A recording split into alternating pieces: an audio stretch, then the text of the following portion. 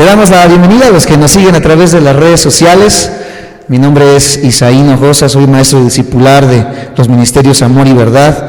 Nos alegra el que estés con nosotros, el que estés viendo estos videos, y creemos con todo nuestro corazón que será de bendición para tu vida. Estamos viendo una serie titulada Cristología.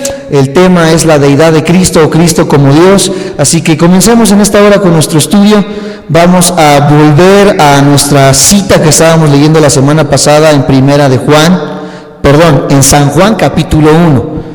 San Juan capítulo 1.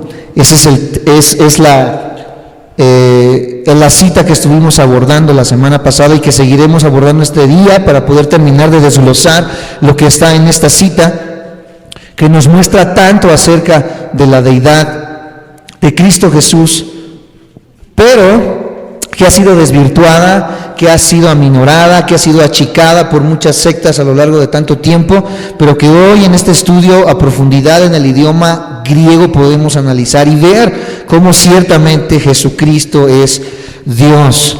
Así que leamos San Juan 1:1 en adelante para sentar la base, recordar lo que vimos y comenzar el estudio del día de hoy. Dice: en el principio era el verbo, que ya analizamos que la palabra es logos, y el logos era con Dios, y el logos o el verbo era Dios. Este era en el principio con Dios, mostrándonos acerca de su eternidad, etcétera, etcétera. Estaba con Dios. La palabra con, recordemos que era la palabra pros, ¿sí lo recuerdan?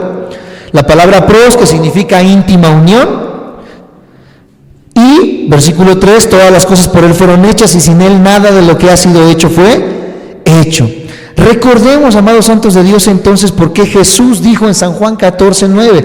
Vamos a San Juan 14:9 para ver esta verdad que vimos la semana pasada, pero que hoy vamos a estar recordando en San Juan 14:9.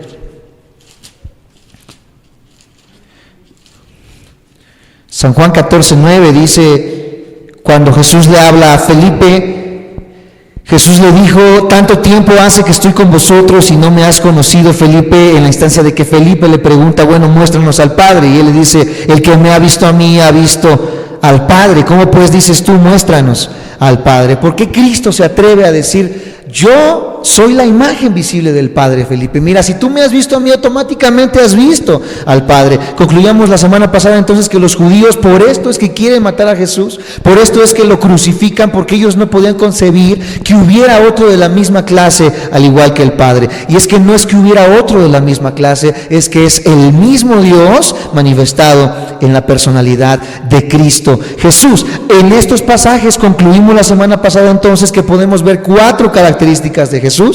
Aquí concluimos que Jesús es eterno. Esto lo vimos la semana pasada. Vimos su relación de igualdad con Dios. Vimos la divinidad de Jesús y vimos a Jesús como el agente creador. Eso fue lo último que vimos, ¿sí lo recuerdan?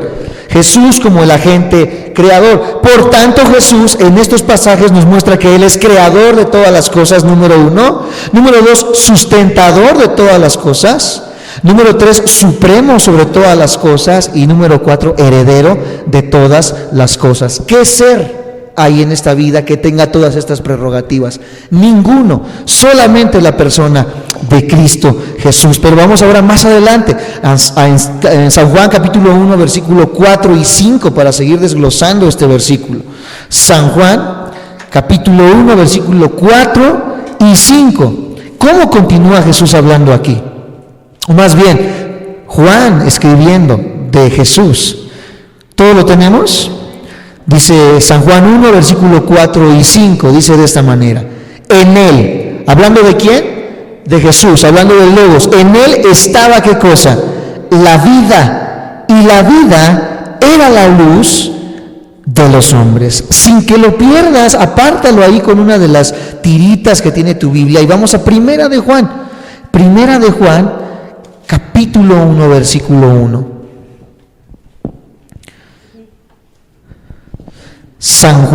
Primera de Juan, capítulo 1, versículo 1 en adelante. Los que lo hayan encontrado me dicen amén. Recuerden que las cartas de Juan, la primera, segunda y tercera carta, están un poco atrás de Apocalipsis. Así es como lo puedes encontrar, Apocalipsis, después encuentras Judas hacia atrás y ahí encuentras las cartas de el apóstol Juan. Primera de Juan, capítulo 1, del 1 en adelante. Recordemos que acabamos de leer que en él estaba, ¿qué cosa? La vida, ¿ok?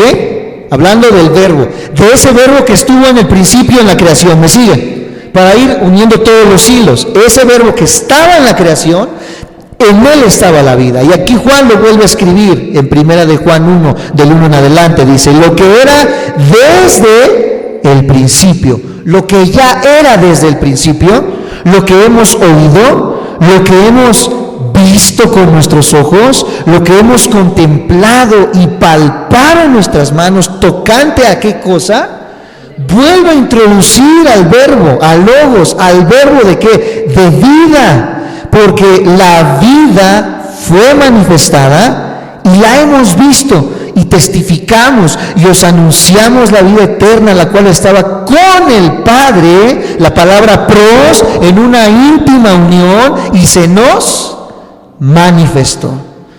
Vuelve a haber aquí una evidencia que desde la eternidad, la vida eterna, la cual estaba con el Padre. Pero en Primera de Juan dice que la vida estaba ¿con quién?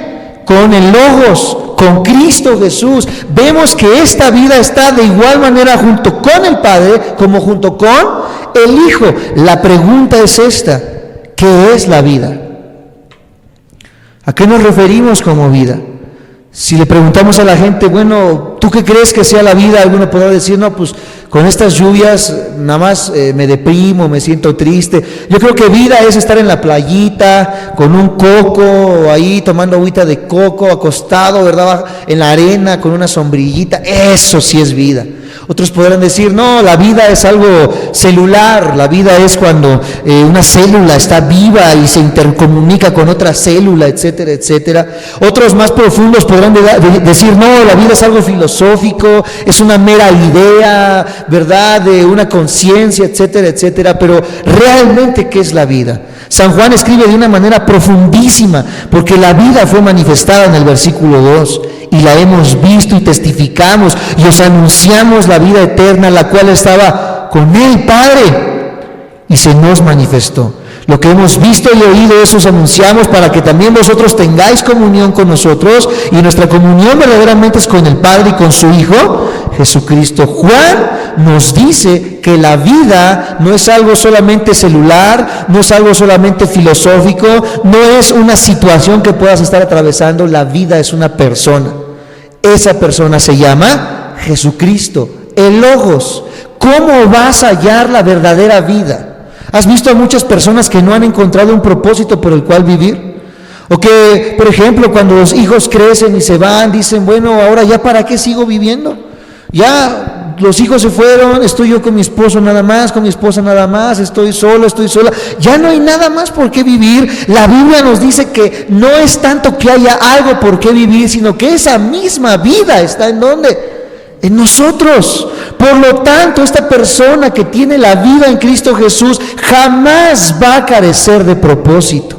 Esto es algo que cuando platicaba con el pastor Francisco, los que ya lo han conocido, pastor que estuvo en la red de iglesias del pastor Chuy Olivares, y que después de ver tanta desprecio de parte de los líderes para con las personas, de tanto estudio de la Biblia y tanto estudio, que perdieron el gozo, que perdieron la vida, que perdieron el deseo. Sabían mucha Biblia, pero vivían devastados, vivían tristes, vivían deprimidos, desamparados. Y él, cuando platicaba con nosotros, nos decía, pastor Waldo, joven pastor Isaí, con esas palabras, nunca se les olvide que Cristo es vida. Y siempre nos recalca esto: Cristo es vida, hermano. Si tú llevas 10 años en la iglesia y vives así, acongojado, triste, etcétera, etcétera, no has conocido verdaderamente el propósito de Cristo en tu vida, porque ese es el propósito: vida y vida eterna.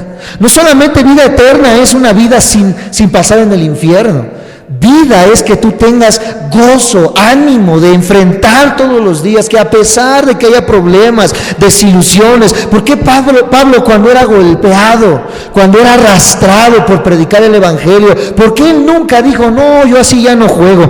A mí no me dijeron que ser cristiano iba a ser de problemas, etcétera, etcétera, y abandonó el evangelio. Pablo, cuando le daban una buena golpiza, se levantaba, se limpiaba la cara y seguía predicando el evangelio, porque había descubierto el propósito del ser humano. El ser humano a lo largo de los siglos, todas las culturas jamás han encontrado el propósito de la vida. Por eso hacían tantas barbaridades y tantas cosas. Por eso el ser humano busca en el sexo, por eso el ser humano busca en el alcohol, por eso el ser humano busca en la droga, busca en las mujeres, busca en las experiencias, etcétera, etcétera, hallar algo que sacie el vacío del ser humano. Los ricos, que tú podrías decir, esos ricos tienen todo en la vida para ser felices. Cuando nosotros comenzamos a analizar la conducta psicológica de estas personas, de cómo está su familia, de cómo está su hogar, nos damos cuenta que estas personas, aún teniéndolo todo materialmente, carecen de paz. No pueden ir a la cama tranquilos porque piensan que ya vienen a robarles. No pueden estar tranquilos en su hogar porque piensan que la bolsa de valores va a caer y todo se va a devaluar, etcétera, etcétera. En la recesión mundial, ustedes lo recordarán, en el 2008, cuando comenzamos a vivir en el mundo entero un problema financiero. Ustedes saben de lo que le hablo. Cuando en Europa muchos bancos cayeron de la bolsa de valores y multimillonarios que tenían cientos de miles de trillones de pesos, de dólares y de euros, en un momento dado, cuando vieron que todas sus ganancias se perdieron, se dieron un tiro en la boca, se aventaron de sus edificios. ¿Por qué? Porque su esperanza, ¿en qué estaba? En el dinero. Pero el dinero no les dio la vida. Aquellos que dicen, viejitos de 80, 70 años, que están muy de moda, los que nos ven por internet, que le llaman los sugar, que andan con jovencitas de 20 años, de 18 años, y dicen, ya encontré el propósito, ¿verdad? Y estoy con esta muchachona. Se dan cuenta que eso tampoco los llena. Nada puede llenar el vacío del corazón del ser humano, sino hasta que vuelve a conectarse con la vida. Y Juan dice, yo vi la vida. Nosotros la vimos, la testificamos, la palpamos, y esa vida, ¿quién es? No una religión. Qué tristeza pensar que una religión nos va a traer la paz. Amigos que nos ven por internet, llámense testigos de Jehová, mormones, rosacrucistas, cristianos, etcétera. Una religión no puede llenar el corazón del ser humano. Pertenecer a una iglesia no te da la vida, pertenecer a una denominación no te da la vida. Es la relación con Cristo Jesús lo que nos da verdaderamente el deseo, las fuerzas, el ánimo para vivir diariamente. Para que te despiertes mañana y digas, gracias, Señor, porque me diste un nuevo día y sé que este día va a ser glorioso porque lo voy a vivir en ti. Porque sé que tú me guardas, porque sé que tú guardas de mis hijos. Comenzamos a tener un propósito ahora sí por vivir. La vida es entonces ¿quién? Cristo Jesús. Volvamos a San Juan capítulo 1, versículo 4 estamos leyendo. Y dice, en él estaba la vida, aunque acabamos de leer más adelante que también estaba en el Padre. Vemos una relación increíble ahí. Y la vida era la luz de los hombres. ¿Recuerdan cuando Jehová le sopla vida a Adán para que pudiera vivir? Le da un soplo de vida. ¿Y quién es la vida? Vemos entonces esta relación, amados santos de Dios, cómo Cristo también se presenta y le dice, yo soy el camino, yo soy la verdad y yo soy la vida, que el mismo Padre soplaba desde el principio, que ahora no es algo inmaterial, sino que ahora podemos vivir. Ellos tuvieron el privilegio de poder ver a Cristo Jesús y palparlo, pero ahora nosotros, amados santos de Dios, podemos tener esta relación personal con Cristo Jesús. Y la vida era la luz de los hombres. ¿Qué es la luz? Otra pregunta bien profunda. ¿Qué es la luz? Algunos podrán decir, ¿verdad?, científicos, la luz es una emisión de protones, de neutrones que viajan a través del espacio. No, pues la luz es cuando tú prendes un foco y se ilumina, eso es la luz. ¿Pero qué es la luz? La Biblia habla de la luz como una senda, Como algo, ustedes recordarán en el pueblo, mi papá me contaba ahí en Oaxaca cuando no había iluminación, que tenían que prender una antorcha para caminar entre la selva de ahí de Pluma Hidalgo, que es de donde es mi papá, en Oaxaca, cerca de Huatulco, donde hay muchos árboles, muchas palmeras, etcétera, etcétera, y que para ahuyentar a los animales feroces y caminar en un lugar oscuro necesitaban ¿qué cosa? La luz. La luz ilumina ¿qué cosa? El camino, nos da dirección. Dice que esta vida era la luz de los hombres. Cristo ahora comienza a hacer en nosotros esa luz que nos va a permitir caminar en un lugar oscuro. ¿Qué lugar oscuro podrías atravesar? Una enfermedad, una situación difícil, cómo ser un buen padre, cómo ser una buena mamá, cuántas preguntas y dudas tenemos, que acudimos a los psicólogos, que acudimos a neuróticos anónimos, que acudimos a alcohólicos anónimos, que estamos buscando quién nos dé una conferencia de motivación para saber cómo vivir y cómo hacer las cosas, etcétera, etcétera. Pues aquí dice que Jesús, al estar en nosotros y en nuestra vida, comienza a iluminar nuestro camino. Comienza a decirnos cuál es la manera de vivir. ¿Quién puede decirnos cómo vivir? En este mundo tan relativo ahorita. ¿Qué acaba de pasar en el Distrito Federal? Con lo de que se empezó a propagar ya la idea, ¿verdad?, de que no debe de haber un género. Si los niños se quieren poner falda, que se la pongan. Si los niños se quieren poner pantalón, que se la pongan. Ya todo es relativo. ¿Quién puede decirnos verdaderamente cómo vivir la vida? ¿Estas personas crees que tengan la base moral para poder vivir la vida? Cuando estas personas, la gran mayoría de ellos tienen amantes, no han tenido más de 3, 4 matrimonios, muchos de ellos son adictos a la marihuana, a la cocaína, etcétera, etcétera. Tú ves estas vidas y tú dices, ¿estas personas son capaces de decirme cómo criar a mis hijos?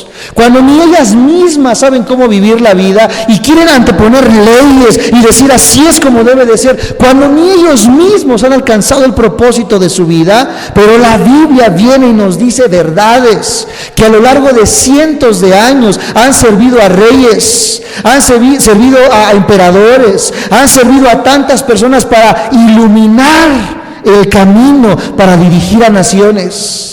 Martin Luther King, un gran predicador, pastor en Estados Unidos, que siempre gobernó y habló, ¿con qué? Con la Biblia. La Biblia, al igual que Cristo Jesús, es el camino, más bien es la luz que ilumina nuestro camino, que sigue siendo el camino. Por lo tanto, si de algo no sé cómo vivir, si de algo tengo alguna pregunta, ¿a quién me voy a acercar? Sino a Cristo Jesús, que tiene palabras de vida eterna.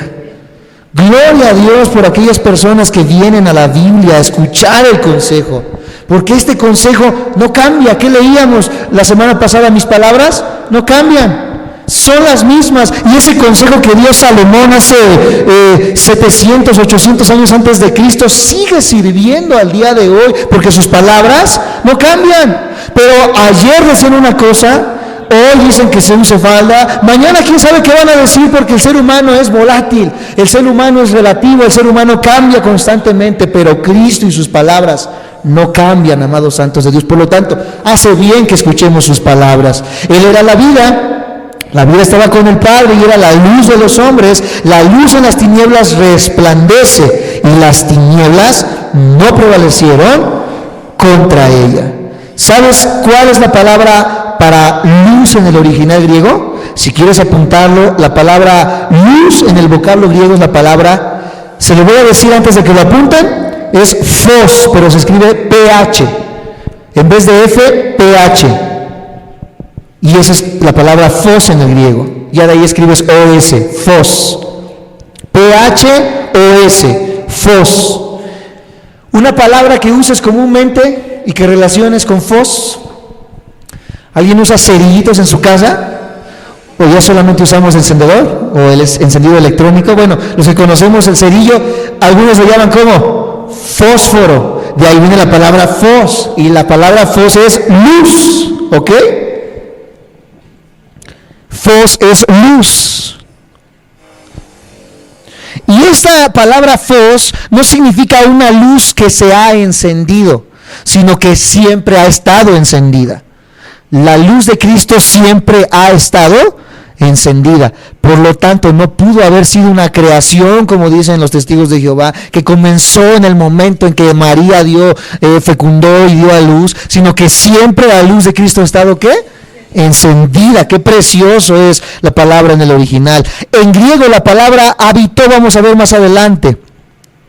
Una vez más, desde el versículo 4, en él estaba la vida, y la vida era la luz de los hombres. Vamos hasta el versículo 14 para hacerlo más rápido. Dice, y aquel verbo fue hecho carne y habitó entre nosotros. Y vimos su gloria, gloria como la del unigénito del Padre, lleno de gracia y de verdad. Esa palabra habitó, escríbela. En el original griego la palabra habitó, se los voy a deletrear letra por letra, ¿sí? S de Saúl, K de kilo, E de Eduardo, N de no y 2 O. S, K, E, N y doble O. Es que no. Es la palabra habitó o habitar. ¿Qué importancia tiene esto? ¿Qué tiene que ver esto? En el Antiguo Testamento había un lugar llamado el tabernáculo. Algunos saben de lo que les estoy hablando ahorita, que era un tipo de edificio, ¿verdad?, en el cual habitaba la presencia de Dios, específicamente en un lugar llamado el lugar santísimo.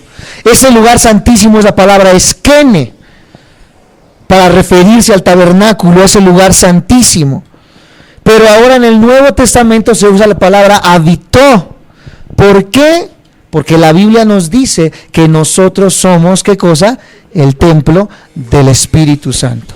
Es donde habita el Espíritu Santo. Yo les expliqué esto a estas personas, ¿verdad?, que una vez fueron a tocar mi puerta y me decían, es que ¿cómo puede ser posible que un Señor se te meta? Estamos reduciendo a Dios a la capacidad humana. Es como tratar de decir que Dios es una planta que se va a meter en nosotros. Es algo imposible. Es reducir todo lo que Dios es a ese nivel.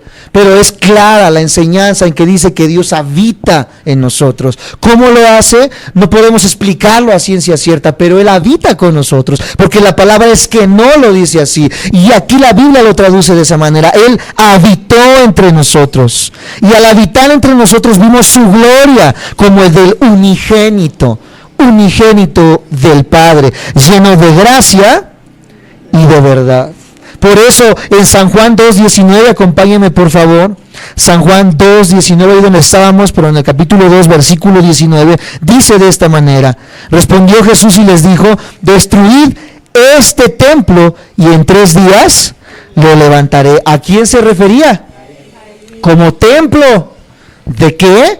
Donde habitaba toda la presencia, poder y deidad de Dios. Por eso Él se atreve a decir esto. En San Juan 1:14, conjugando nuevamente este verbo habitar, entonces se podría transliterar al español de esta manera. Lo voy a leer con la traducción. Y el verbo se hizo carne e hizo tabernáculo entre nosotros. Esto da una idea más clara de que la persona de Cristo Jesús residía toda la plenitud de Dios, como leímos en Hebreos 1:3 la semana pasada, y vamos a recordarlo. Hebreos 1:3 ya da una idea más clara de esto.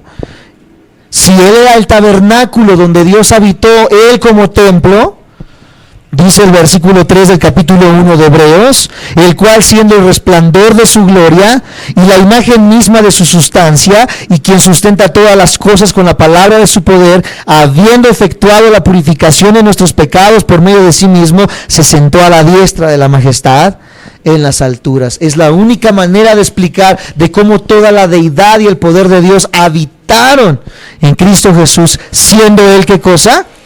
Tabernáculo. Entonces pudiéramos dar muchísimas más evidencias acerca de la deidad de Cristo Jesús. Pudiéramos hablar acerca del ángel de Jehová, de cómo se manifestó en el Antiguo Testamento. Vamos a hablar más adelante acerca del Espíritu Santo, aunque ahorita solamente es cristología. Hablar del Espíritu Santo en la teología se le conoce como neumatología. Y vamos a verlo más adelante, si nos es posible. Ahorita estamos hablando de Cristo Jesús. Pudiéramos hablar muchísimo más de Cristo Jesús, pero creo que es obvio y es muy claro la demostración de que en Cristo Jesús radicaba la plenitud de la deidad de Dios y de esta relación intrínseca entre el Padre y el Hijo Jesucristo. Por eso nosotros creemos y profesamos que Jesucristo es Dios. Jesucristo es Dios.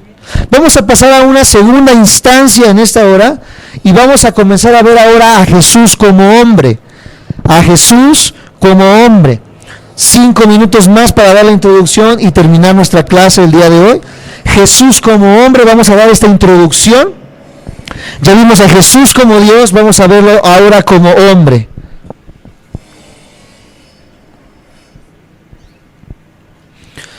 Todavía creo hay muchas confusiones en cuanto a la persona de Jesús, incluso en el pueblo cristiano. Es muy difícil poder conocer a la persona de Cristo y en sí este es el objetivo de estas predicaciones, tratar de esclarecer el hecho de que Cristo era humano, pero al mismo tiempo era Dios. Es difícil de comprender, pero vamos a ir viéndolo poco a poco. Es un contraste tremendo. En el capítulo que acabamos de leer, hablamos de Jesús como Dios, pero ahora la Biblia nos va a presentar contrastes entre Jesús como hombre y Jesús como Dios. No podemos divorciar estas dos ideas. Y es aquí donde comienza la confusión de muchas religiones. Porque al ver la humanidad de Jesús concluyen, si Él era humano, no podía ser Dios. ¿Cómo puede ser posible que Jesús estaba aquí y Dios estaba arriba? ¿O dónde estaba Dios? Es rebajar, vuelvo a decir, toda la esencia y la potencia y todo lo que Dios es a términos humanos. Dios no es humano, Dios habita, obra y se mueve de una manera completamente diferente a la humana, pero la Biblia nos da evidencias. Si quieres apuntarlo, esta disciplina en la teología se le llama analogía, comparación en la teología. Vamos a ver estos contrastes de la humanidad de Jesús con la deidad de Jesús. Y hay muchas ilustraciones acerca de esto. Vamos a ver en San Juan 4:6, no nos movamos de ahí un momento. San Juan 4:6. San Juan capítulo 4, versículo 6. Vemos qué le pasa a Jesús en su humanidad. Dice, y estaba allí en el pozo de Jacob. Entonces Jesús, cansado del camino, se sentó así junto al pozo. Era como la hora sexta. Jesús se cansó. Jesús experimentó cansancio. Si tú dices, es que yo siento que Dios no me entiende, no sabe lo que es pararse a las 5 de la mañana y trabajar como oso, llegar a la casa y comer como león y dormir, ¿verdad? Y roncar. Él no conoce eso. Jesús lo experimentó. Dios en esta humanidad experimentó ¿qué cosa? El cansancio. Y Él ofreció descanso a los que estaban trabajados y cansados en Mateo 11:28. Acompáñenme por favor. En su humanidad se cansó. Pero en Mateo 11:28, Mateo 11:28, cuando lo tengan me dicen amén. Él en su deidad puede ofrecer esto. Venid a mí todos los que estéis trabajados y cargados, y yo os haré descansar. Estamos viendo contrastes. Él en su humanidad experimenta cansancio, pero en su deidad nos puede ofrecer lo que nadie puede ofrecer en este mundo. Hacernos ¿qué cosa? Descansar. Si en esta hora vienes con cargas, vienes con aflicciones, vienes con problemas, vienes con tantas cosas en tu cabeza que te quitan el sueño, no puedes vivir una vida tranquila, no puedes vivir una vida en paz, tienes que recurrir a medicarte, a tomar Valium, Prozac, etcétera, etcétera, para poder conciliar el sueño. Jesús nos promete una cosa: hacernos descansar. ¿Cuántos quisieran recibir esta promesa en esta hora. Yo quiero descansar. Ya no quiero estar sufriendo por las cosas que me abaten. Ya no quiero estar sufriendo por los hijos. Ya no quiero estar sufriendo por el trabajo. Ya no quiero estar sufriendo por los ataques, por las enfermedades. Sé que van a estar ahí, pero no quiero que me quiten el sueño, Señor. Quiero descansar. Cristo nos promete esto, amados santos de Dios. Él promete hacernos descansar. En su humanidad, número 2, ahí en Mateo, pero en el capítulo 4, versículo 2. Mateo 4:2. Mateo capítulo 4, versículo 2. Cuando lo tengan me dicen amén. Vamos a darle lectura. Dice: y después de haber ayunado 40 días y 40 noches, tuvo hambre. Jesús, en su naturaleza humana, tuvo ¿qué cosa? Hambre. Pero en San Juan 6:35, veamos lo que sucede. San Juan 6:35.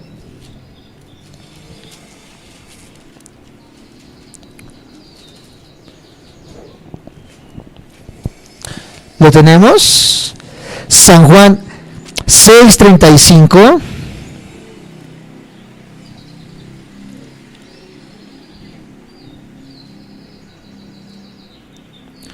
Si lo tenemos, me dicen amén. Dice: Jesús les dijo: yo soy el pan de vida. El que a mí viene nunca tendrá hambre, y el que en mí cree no tendrá sed jamás. En su humanidad, Él tuvo hambre.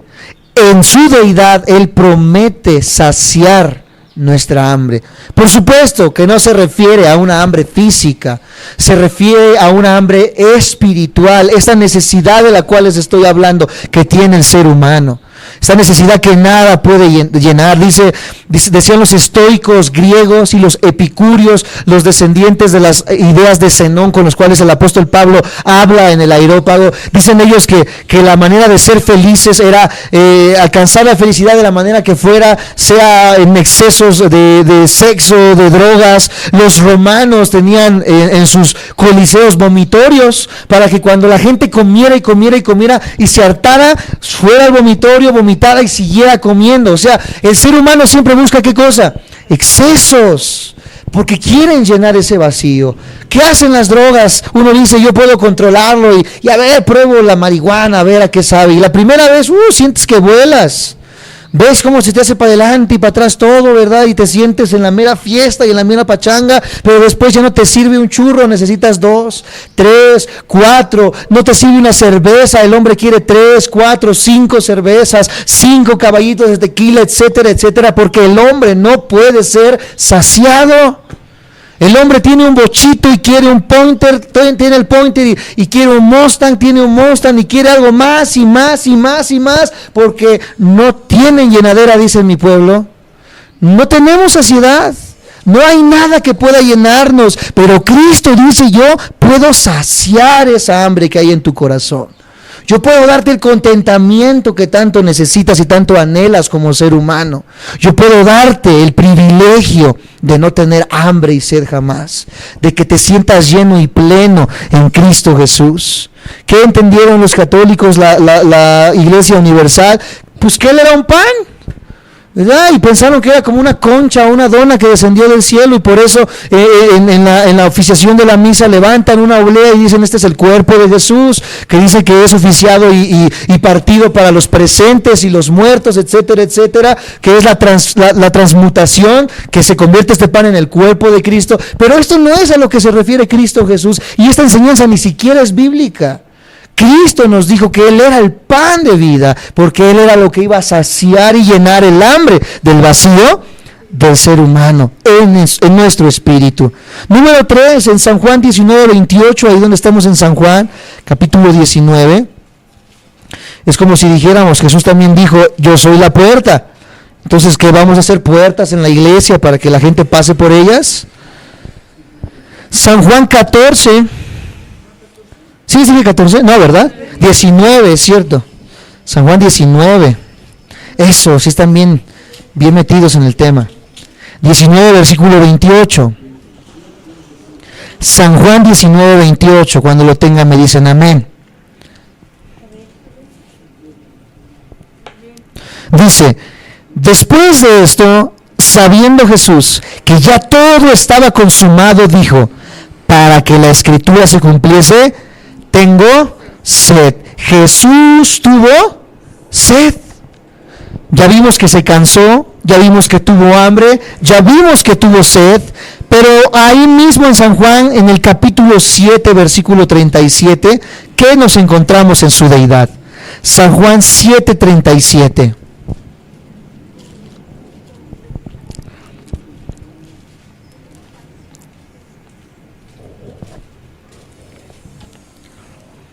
San Juan 7:37, ¿lo tienen? ¿Me dicen amén? En el último y gran día de la fiesta, Jesús se puso en pie y alzó la voz diciendo, si alguno tiene sed, venga a mí y beba. El que cree en mí, como dice la Escritura, de su interior correrán ríos de agua viva. Qué impresionante es ver a personas que después de 70, 80, 90 años en Jesús, su mente está lúcida, está entera. Conocemos a una hermana, ¿verdad?, que tiene 83 años. 83 años, y uno se imagina a una persona de esta edad, ¿verdad?, ya cansada, etcétera, etcétera. Es una hermana que se maquilla, se pinta, bien pomposo en su cabello y anda ahí corriendo como varita de nardo. Y su mente está completamente lúcida. Precioso que la Biblia nos diga esto, que en nuestra vida fluirían ríos, no tendríamos sed jamás. Pero vemos a esos grandes, entre comillas, escritores que son los padrinos de los maestros ahí en la secundaria, en la preparatoria, en la universidad, como Friedrich Nietzsche, Jean-Paul Sartre, Carl Sagan, etcétera, etcétera, filósofos, científicos, filósofos que se han levantado, que a la edad de 30, 40 o 50 años terminaron en el manicomio. Hombres que según eran grandes iluminados terminaron locos en un manicomio, gritando y aullando que lobos venían por ellos. Ve la biografía de Friedrich Nietzsche, el que siempre dijo Dios está muerto, y que al final de que él murió y pusieron en su tumba, ¿verdad? Mira, Friedrich Nietzsche murió, Dios sigue vivo, porque pasó toda una vida peleando contra alguien que dice que él no existía. Qué ambigüedad y qué tontería. Si yo creo que algo no existe, pues ¿para qué peleo contra algo que no existe? Pero él pasó y dedicó toda su vida, que fue corta, a la edad de 40 y tantos años, cae en el psiquiátrico, enfermo, loco, diciendo que lo venían persiguiendo lobos que venían por él.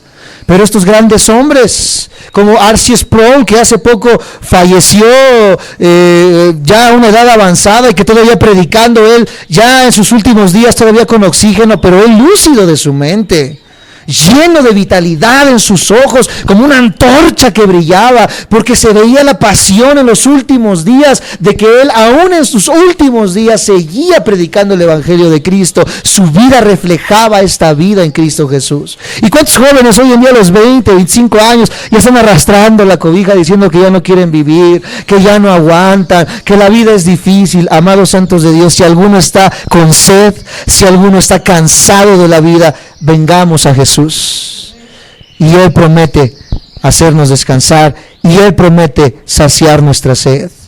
Él tuvo sed entonces. En cuarto lugar, en Lucas 22:44, 22:44,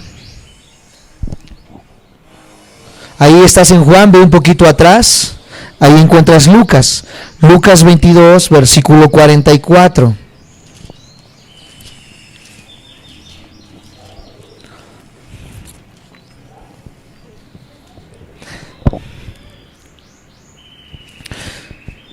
Lucas 22, 44. Si lo tienes, me dices amén. Dice, y estando en qué cosa, en agonía, oraba más intensamente, y era su sudor como grandes gotas de sangre que caían hasta la tierra. Los médicos dicen que puede llegar un momento en la vida de una persona que pase por un sumo estrés, algo que realmente lo estrese tanto que su sudor pueda supurar ciertas cantidades de sangre. Y esto es lo que estaba experimentando Jesús. Imagina cómo se sentía al saber en su humanidad que iba a ser entregado y que iba a atravesar toda la cruz, toda la humillación, toda la ignominia. Nosotros tantito nos dicen algo y ya nos deshacemos. Cristo iba a atravesar los dolores más grandes que cualquier ser humano iba a atravesar, y eso dice que lo tuvo en una gran agonía. A eso nosotros lo llamamos la agonía del huerto. Pero en esa agonía, amados santos de Dios, la Biblia está repleta de evidencias de que Cristo sanó enfermos, alivió enfermedades, alivió dolencias y levantó muertos. Este hombre que experimentó agonía tuvo el poder para poder hacer tantos milagros a nivel físico y médico. Otra cosa, amados santos de Dios, que podemos ver es que entendimos ya que Él fue eterno, ya lo vimos, ya lo entendimos, Él es eterno. Pero también la Biblia en Lucas 2:40, estamos ahí en Lucas, no lo hemos perdido, vamos al capítulo 2, versículo 40, ya estamos terminando en esta noche. Lucas capítulo 2, versículo 40. Él es eterno en su deidad, pero en su naturaleza humana, dice Lucas 2:40, y el niño crecía y se fortalecía y se llenaba de sabiduría y la gracia de Dios era sobre él. Ya vimos que él era eterno, pero en su naturaleza humana él crecía como cualquier otro. También sufrió tentación. Mateo 4, acompáñenme, versículo 1. Mateo 4, versículo 1. Y aquí nos dice una gran verdad. Mateo 4, versículo 1. Cuando la mayoría lo tengamos, me dicen amén. Mateo 4, versículo 1.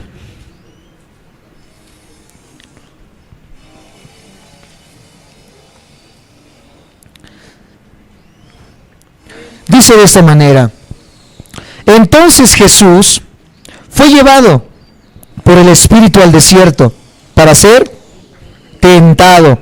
¿Por quién? Por el mentiroso en el original. Diablo es mentiroso. El diablo es el padre de mentira. Él solamente habla mentira. Él es el mentiroso. Y qué increíble que le hayan puesto el diablo en este pasaje, porque sencillamente le estaba mintiéndole a Jesús. Él estaba hablando mentira a Cristo Jesús. Dice que él fue tentado. ¿Qué verdad encontramos aquí? Que no es pecado ser tentado. No es pecado ser tentado. ¿Cuántas personas se sienten sucias, verdad, cuando pasan por una tentación?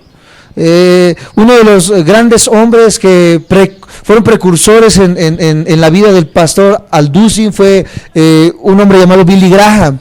Este hombre dice que le dio un consejo al pastor Alducin una vez allá en Acapulco, en uno de sus búngalos, y dice que le decía al pastor: mira, Armando, yo te puedo dar un consejo como pastor, y este consejo es que nunca viajes solo.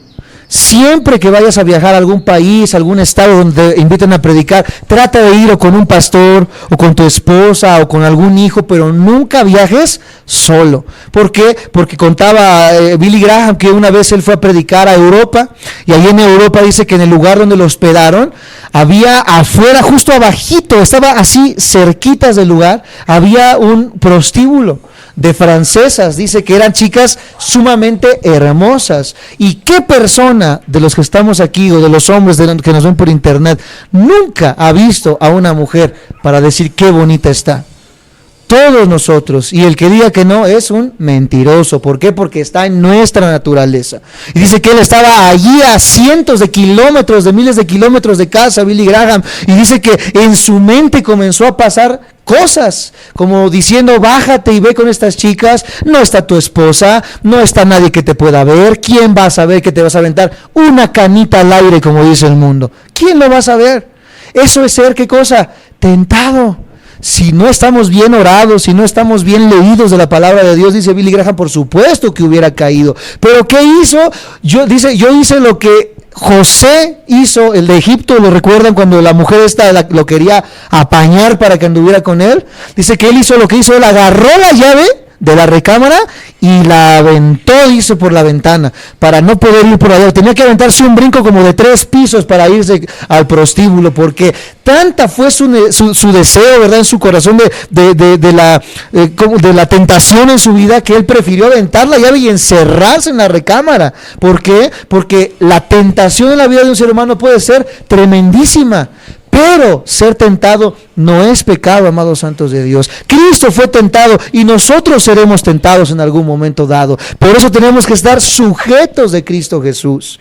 Él decía, tú no has caído en pecado porque no has tenido la oportunidad.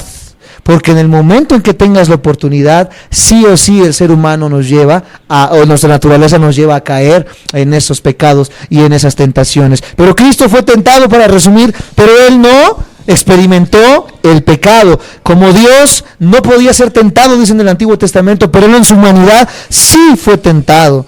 Y como punto número 7, para terminar en este contraste entre la humanidad de Jesús y su deidad, Jesús se limitó a sí mismo en su conocimiento en Lucas 2:52. Lucas 2:52, ya estamos terminando. Lucas 2:52.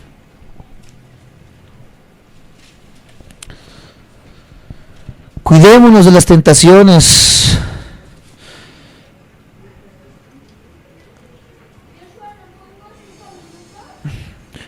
Una vez contaba el pastor y decía, Pastor Alduz, en una de sus conferencias decía que llegó con su esposa y le dijo, Martita, este día venía en el avión y una norteamericana muy guapa que se me sienta en las rodillas y me empezó a coquetear. Y dice que Martita ya tenía ganas de azorrajarle el sartén en su cabeza, pero él se abrió con su esposa y le dijo, mira, si yo no hubiera estado bien orado y bien metido en la palabra de Dios, seguramente hubiera caído, iba hacia Texas. Pero en el momento en que le dice el pastor, soy pastor, dice que la cara de la muchacha le cambió completamente y que se echa a correr a su lugar. ¿Qué quiero decir con esto, amados santos de Dios? Hombres, mujeres que están aquí, no importa la edad, nunca teman hablar con otra persona. Y decir, si es su esposo, pues mucho mejor, pero con alguien espiritual, con algún hombre de Dios, algún pastor, una esposa de pastor, algún diácono, si están atravesando algo, nunca teman en decir las cosas, en decir, mira, estoy atravesando esto, estoy atravesando estas tentaciones en mi escuela, en mi trabajo, porque, vuelvo a repetir, esto no es un problema, el problema es que nosotros juguemos con la tentación, cedamos ante la tentación, pero él dice, yo fui con mi esposa para decírselo y que juntos pudiéramos salir de esto, y juntos, amados santos de Dios, es como podemos luchar contra todo esto. Si tú estás atravesando algo que quizás te avergüenza, etcétera, etcétera, no tengas temor de hablarlo con tu esposa, con tu esposo, y juntos busquen una solución delante de Dios para no caer en el problema tan grave que es el pecado, de lo cual ya hemos visto y hemos entendido la gravedad del pecado en la vida del ser humano. En Lucas capítulo 2, versículo 52 dice por último, y Jesús crecía en sabiduría y en estatura y en gracia para con Dios y los hombres. Dice que él crecía ¿en qué? Sabiduría. En su humanidad él crecía en sabiduría, en entendimiento, pero ya vimos también las declaraciones de su deidad, que él conocía también los corazones de las personas sin siquiera conocerlos. Por lo tanto, él en su deidad conocía todas las cosas, pero en su humanidad él iba creciendo ¿en qué?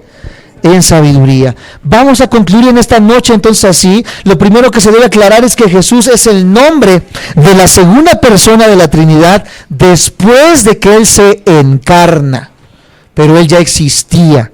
Y la semana que viene vamos a ver el dilema del catolicismo en cuanto a si María es la mamá de Dios, que se enseña y se habla de esta manera. Si María tuvo más hijos o sigue siendo virgen, si realmente fue una inmaculada concepción, etcétera, etcétera. Todas estas doctrinas que se han vivido y se han hecho, y lo vamos a ver a la luz de la palabra de Dios, la encarnación de Dios en la persona de Cristo Jesús. Pero algo que nos tiene que quedar bien en claro es que Él es la segunda persona de la Trinidad y que Él, amados santos de Dios, tuvo una humanidad 100% real. Próxima semana continuamos con este tema. En esta hora cerremos nuestros ojos así como estamos y pidamos a Dios sabiduría para que podamos entender lo que en esta noche se expuso. Señor Jesús, te doy gracias por lo bueno que eres con nosotros. Gracias porque me permites dar una clase, Señor Jesús, tan preciosa como lo es Cristología, como es la persona de Cristo Jesús. Te agradezco infinitamente, Señor Jesús, que